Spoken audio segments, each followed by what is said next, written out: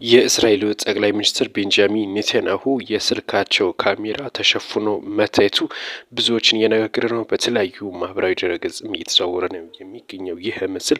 የካሜራቸው የስልካቸው ካሜራ ለምን ተሸፈነ የሚሉ አንዳንዶች ጥያቄ ይቀርባሉ። ነገር ግን በዋናነት ይሄ ለደህንነት ሲባል ነው። እንደሚታወቀው ሀከሮች ወይም ደግሞ የተለያዩ በቴክኖሎጂ አታክ የሚያደርጉ ሀከሮች የተለያዩ ቫይረሶችን በመጠቀም ስልኮችን ካሜራቸውን ወደ ደህንነት ተቋም ሲገቡ የተለያየ እንግዲህ ስብሰባዎች ላይ ወይም የተለያዩ ቦታዎች በሚንቀሳቀሱበት ሰዓት በካሜራቸው የተለያዩ ምስሎችን ይወስዳሉ። ይህም ለአገሪቱ የደህንነት ስጋት እንዳይፈጠር ተብሎ ነው።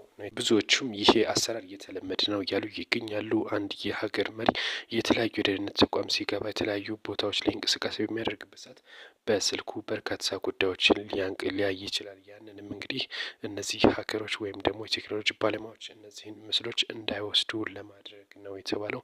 እናም እንግዲህ እስራኤል ከፍተኛ የሆነ ስጋት እንዳለባት ይታወቃል በዚህ ጉዳይ ማለት ነው። እና ያንን ለመቀነስ ነው ካሜራቸው የተሸፈነው ተብሏል።